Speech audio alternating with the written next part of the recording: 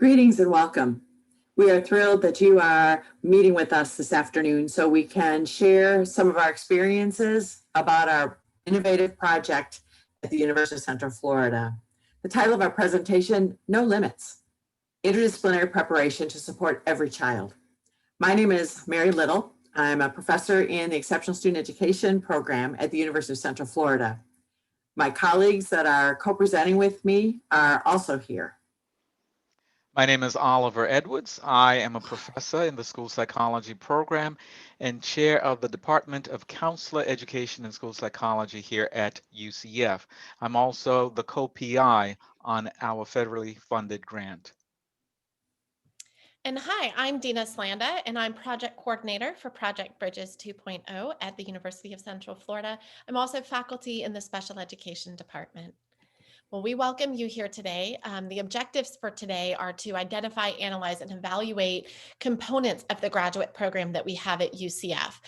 The program addresses both CEC advanced competency as well as the NASP standards for our school psychologists. The idea for the program was a collaborative and interdisciplinary program. So we'll talk about some of the innovation that went into that in order to prepare our special education teachers with a master's degree, while also preparing our school psychology EDS folks to work with students with high intensity needs. At the end of this, we are hopeful that you will be able to develop your own action plan for how you can replicate a similar program either at your university or within your district. One of the things that we noticed with going into writing this grant originally was that there needed to be an integrated service delivery model. So often our school psychologists and our special education teachers are prepared in different settings by different people with different perspectives. And so at the start of this grant, the idea was, how do we begin that collaboration that is necessary in the school system? How do we begin that instead within the preparation of these individuals to better collaborate once they're in the school system? So that was kind of gave born to this idea. And we're looking at the multi-tiered system of support. So at the basis for each of the courses that make up our interdisciplinary program is how do we work together within the MTSS system? So what is an integrated service delivery model? So it's the idea of how can we restructure personnel preparation to have these two groups of people, special education teachers and school psychologists, work together to serve students with very diverse needs, diverse learning needs. It expands the knowledge. So now our school psychologists are working towards CEC standards at the same time that our special education teachers are working towards standards from NASP. The collaboration is really a key component for our key stakeholders in both the delivery of special education services and the evaluation for special education services. There needs to be some intentional integration beginning during that preparation to ensure that our students are receiving the services that they need, that are being evaluated the way that they need, and that our professionals are better able to serve our students. So the idea is that the special education teachers and school psychologists have to be able to implement evaluations, interventions, that are both inclusive and evidence-based. We have such an increasing number of diverse populations of students entering our school systems who have diverse learning needs. So how do we best meet those needs? We've also seen a lot of shifts in law and in policy focused on improving student outcomes. As our students move into more inclusive settings and our schools are becoming more inclusive of students in the general education classroom, we need to be thinking about how do we meet the needs of our students. And oftentimes when we're thinking of a multi-tier system of supports, that happens at the prevention level, that happens with early intervention. And we need to ensure that all individuals, all educators working with our students are doing so using effective and evidence-based instruction and intervention. Additionally, one of the most important things that we can do is ensure that the evaluation, as well as the interventions and instructions that are provided, or instruction that's provided to our students, is culturally responsive.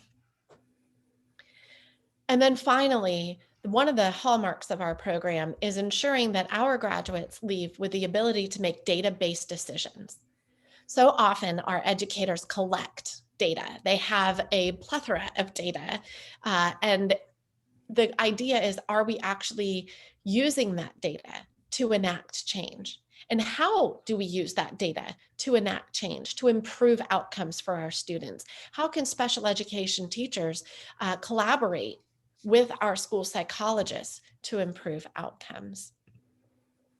So when we think about the MTSS umbrella, under the umbrella is on one side we have, our RTI, which is really looking at those, academic interventions, our 3-tiered academic interventions that increasingly become more targeted and intensive and individualized as students move through the tiers.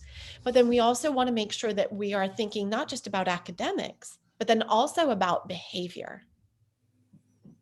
So when we're thinking about PBIS and thinking about what types of professional development are needed by individuals by our special education teachers, our school psychologists, or other collaborators, because it is really a team effort. We cannot make decisions on our own, and doing so really doesn't enable us to look very holistically at the child. I think this concept and graphic depiction of the multi-tiered system of support that's referred to within ESSA really captures the slight revisions, but the huge revisions from the response to instruction or response to intervention. What we are conceptualizing with under the MTSS umbrella is much greater than academic learning.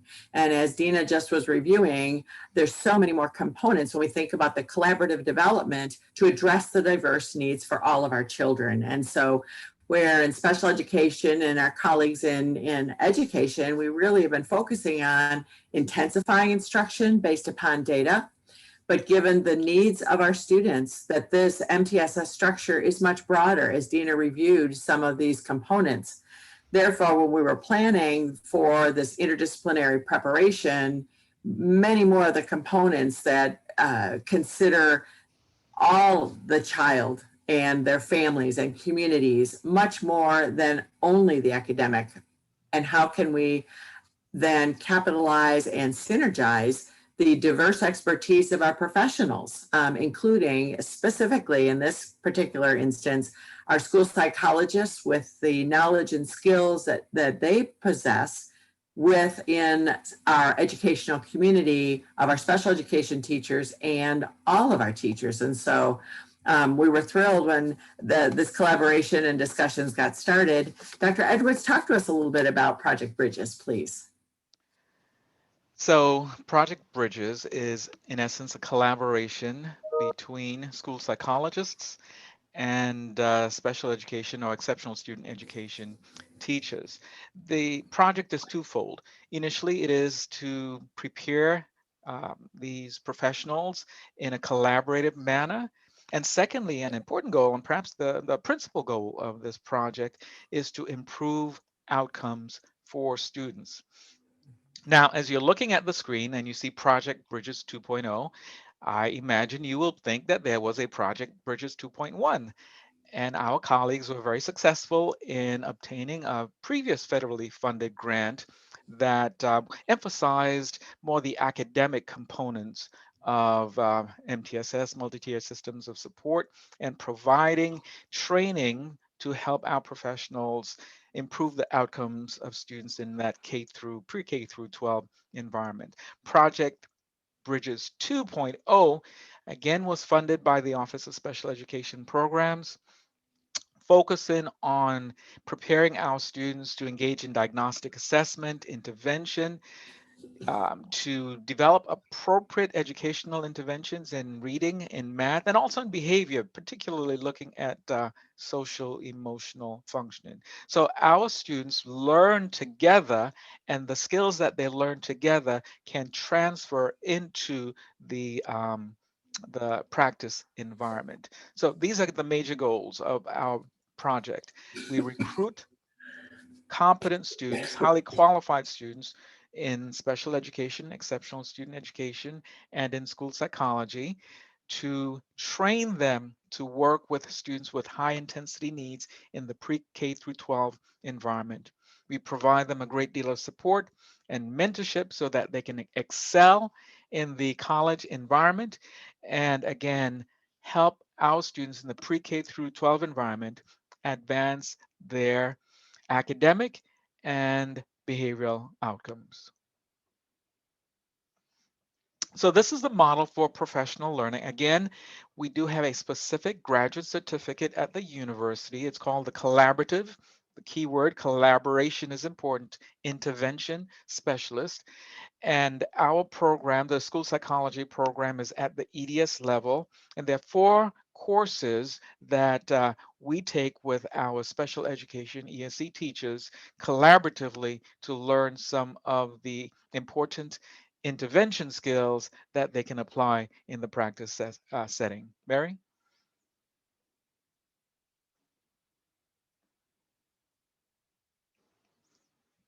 Go ahead, Mary. You're on mute, actually. This is, as Dr. Edwards just was mentioning, within the University of Central Florida, there is a structure there at the graduate level called a graduate teaching certificate or graduate certificate. And so this collaborative intervention specialist graduate certificate, there are 4 courses, and we'll go over those in just a little bit. They are courses that then are built into our school psychology EDS program, as well as our Masters of Education in Special Education. The MED program is developed for master teachers who are coming back for more intensive professional learning, in this case as a collaborative intervention specialist. And so each of our applicants to be considered a scholar within our program completes a full application to our university, but then also is interviewed by our team to assure that they're aware of the competencies and the outcomes for this program, that they will have opportunities to implement the various performance tasks that we'll be talking about in just a little bit, that really take a look at the development and the demonstration with student outcomes of the professional competencies that Dina reviewed at the outset. It's very clear we have standards from the Council for Exceptional Children and the National Association of School Psychologists.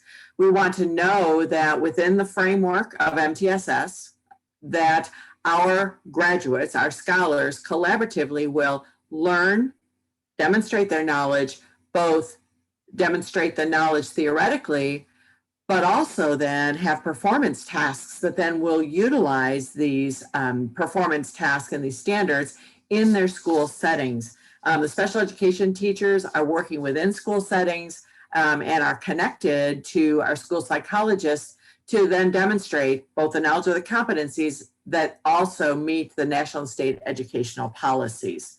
This is critically important when we think about looking at outcomes and improving outcomes for students with disabilities.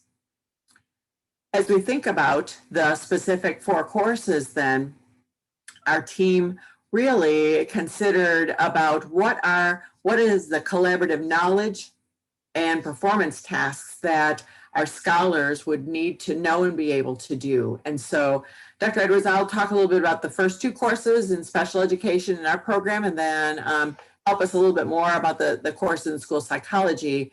Our project has members, a very diverse membership of an advisory committee that have school administrators, school teachers, school psychologists, as well as faculty within the university, and some of our former grads who hold positions within our neighboring school districts.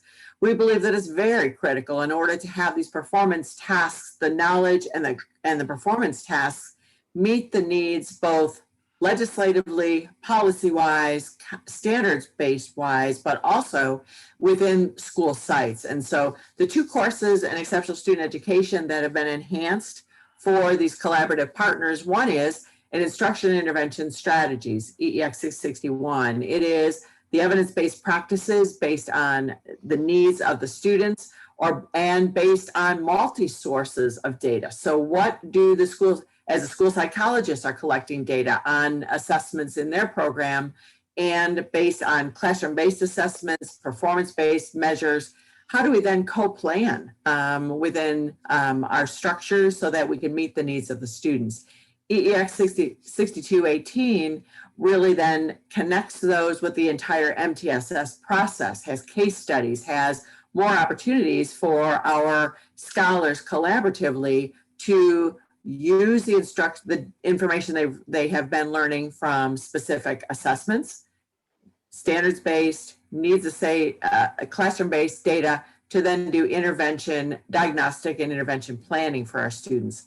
Much of that focus is on the academics areas, reading, math, and behavior. We also, for this particular certificate and program, wanted to add more as far as in the school psychology program. And so Dr. Edwards, would you share with us a little bit about the two courses that are in the school psych program, please? Absolutely. The first course is actually a social emotional learning course. Mm-hmm. And this is to help our students here at the university teach students in the pre-K through 12 setting pro-social behaviors. Sometimes it's helpful to teach behaviors before teaching academics, because without the appropriate pro-social behaviors, students in the pre-K through 12 setting may not succeed. The second course is advanced database decision making. And this course helps our students at the university learn to use data to guide our instruction, to guide our intervention, to guide the strategies that we're implementing to help students in the pre-K through 12 setting. We find that as Dina, as we were talking up front for parts of the introduction, Dina was sharing about how it's to move from silo preparation to collaborative preparation. And we have school psychologists in our schools, our special education teachers in our schools. We're so busy doing our work, but how do we then enhance and synergize the knowledge and skills from each of these very knowledgeable professionals? And so from the very beginning, of these four courses, it's a cohort model, as you can see. They go through the program, these four courses with each other, that they learn what school districts that they're in. We connect them as often so that they can talk about they can talk about their learning, talk about implementation, talk about the realities of their context so that they are extending their learning while they're discussing implementation and local resources, school district resources to start putting those connections for implementation together. Certainly with the performance-based experiences in each of the courses, they have the opportunities to extend their learning while we are facilitating their implementation by setting up the various opportunities for them. Oftentimes you see the coffee and conversations, some of the best conversations happen over a cup of coffee, more informally. And so we specifically set up opportunities for them where they're invited to times that's just for their cohort, that the agendas are fairly open. So we can talk about how's that working for you? How are things working in this particular county, in that particular school district, so that they can learn from each other, but really talk the critical conversations about implementation, to move from the theoretical perspective, what's been described in a textbook or in our lectures, to actual implementation. Ultimately, you can see another scholar support is that we are in the process of model demonstration sites. Initially, years ago, they used to be places to go and visit. And now we have virtual demonstration sites that we can go and visit where we can learn from the experts using the great advances with technology. And so that has been a wonderful addition that we can actually then listen and build upon our experts in the field that have been through the programs and now are actually implementing and can give other expert advice from their experiences. Travel for support to share their learning, to share their experiences, to share what they have learned, and specifically their student outcomes, because we all know that other teachers want to learn and other school psychologists want to hear exactly how do you do this in places like me. Obviously, we have advisement sessions to make sure that our students get through the entire program. And as mentioned, the model demonstration sites are really critical to this process and product, because we are then making those connections from research to practice, that the individual scholar teams are addressing contextual variables of real life. I mean, that's what we hear from our students all the time, correcting our teachers. It's like, wait a minute, that's not like that at my school. And so let's have those conversations. Let's talk about your school and what are some of the contextual variables or some of the policies that might be in place. We often, I think all three of us will every once in a while have them connected either through breakout sessions or when we could do face-to-face in their various school districts, because there's just a little bit of nuances with the types of classroom assessments that are available, the types of resources and evidence-based practices that are purchased by the school districts. And so then how does that all play out as they're implementing their district or their class evidence-based practices from our courses, but then specifically within their classroom sites, their school sites. Obviously, with all of this with model demonstration sites, it's critically important that we're building in capacity as well as sustaining these initiatives. That's what's so critically important, obviously, with these connections. First, it's connecting the research to practice gaps to work on fidelity of implementation within each of the various contexts, because ultimately we want to assure that we're making a difference for the children in the classes and in the schools, and sustaining it within each individual capacity and context of the classrooms and schools of our students.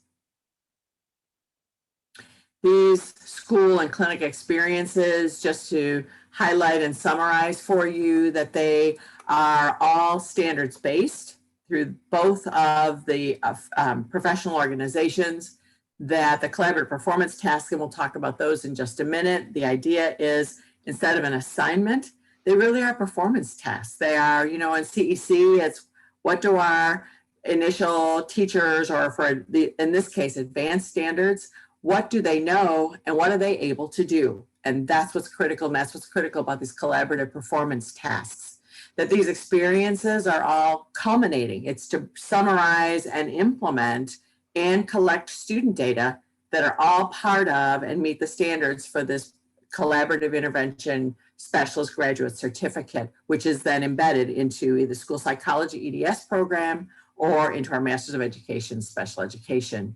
These performance tasks then for our scholars are to synthesize the theoretical knowledge from their courses, from their related readings, from websites, from the national experts, and synthesize them right into their classroom and school-based experiences and clinic experiences as well.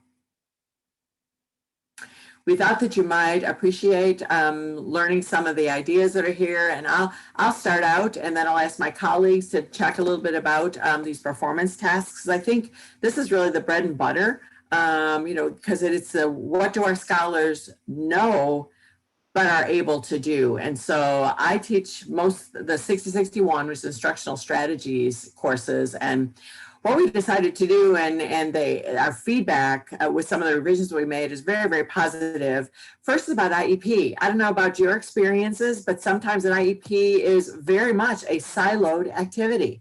What did the school psych say? Or what is a school psych report? And what does this teacher say? And what is that general education teacher? And we write up all this information, but is it really a synergistic addressing all of the needs for an individual student. And so we start from a school psychologist report, as well as other sources of classroom data, where teams of school psychologists and special education scholars in our class then have to develop an IEP.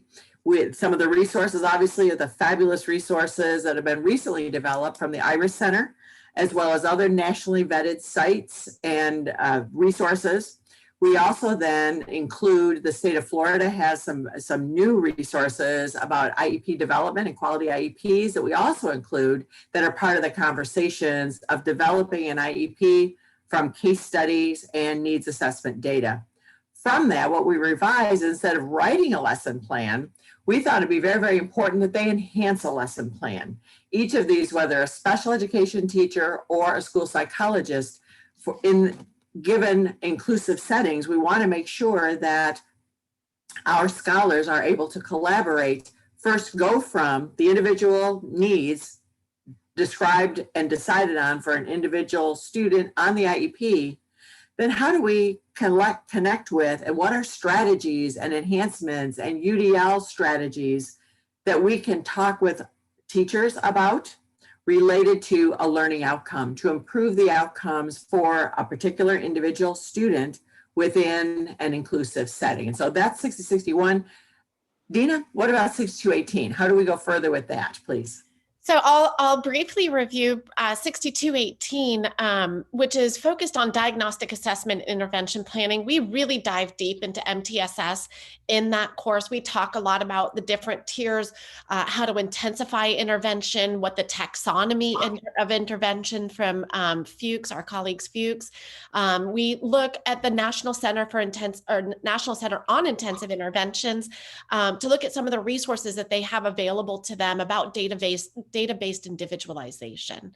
The critical component piece here is the DBI assignment, where the students collaboratively work together, school psychologists along with our special education teachers, to identify a student within a classroom that is experiencing difficulty either in reading, math, or in behavior. And they commit to coming up with a plan. So they begin with that assessment. They really look at that whole problem solving framework, and they get to apply that framework to this particular assignment. They assess the student. They identify very specific needs for the student. They develop the intervention plan for the student. Then they actually implement that intervention plan, collect data to ensure that their interventions are working. If their interventions aren't working, they discuss what they need to change, how it may be improved. And then they kind of go back through and they see that entire cycle, and they get to really name each of those moving parts as they go through the cycle. So it's a great learning opportunity. Dr. Edwards? And the Building and Improving Relationships and Emotional Intelligence course, again, is a social emotional learning course. It's a course where students learn how they can promote social emotional learning for students in the pre-K through 12 setting. We use the CASEL framework, CASEL, Collaborative for Academic and Social Emotional Learning. And again, the students develop strategies to promote social emotional learning in the pre-K through 12 setting. The Advanced Psychoeducation and Database Decision-Making course is a progress monitoring course. Students learn about gap analysis, trend analysis, using data to determine whether the intervention implemented is effective, whether it's successful, whether changes are needed with respect to the teaching strategy, the intervention, or any other prevention strategies that are implemented. Here we have the students who comprise our Bridges Project 2. 87, and this is for the Master Scholars in Exceptional Student Education. 87% are working in special education currently. 60% are actually in Title I schools, and we have a population of 33% from underrepresented group. So we're doing a good job in terms of recruiting scholars or students who will work in needed areas in the pre-K through 12 setting. With respect to our school psychology scholars, 50% surprisingly are teachers. Many of the students who are matriculating through the school psychology program, in this cohort in particular, are current teachers. So 50% are current teachers, 19% work in Title I schools, and just about 19-20% are from underrepresented groups. As we are continuing, this is really we're completing our first full year. We're just beginning our second year with this 5-year project. And so the data that Dr. Edwards just reviewed for us is really taking a look at some of the data indices that we collect for our recruitment measure. We also have a very comprehensive full of program evaluation plan that we are continuing to collect data. So we will have many other results related to the development process, related to their employment, related to their follow-up, that they're retained within their respective professions. And we very much are collecting data to see where they are teaching and having impacts. And so it's a multi-source program evaluation. And so we are honored that you are taking some time to learn with us as we move through this process. Please watch our website that or connect with any of us for questions as we're moving forward. bridges@ucf.edu will get to any of us as we're moving forward. And so thank you so much from me for attending our overview today. And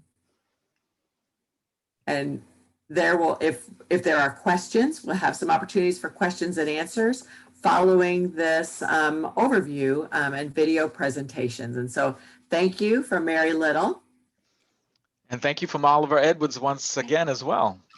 And thank you from Dina Slanda. We so appreciate you taking the time to join us today.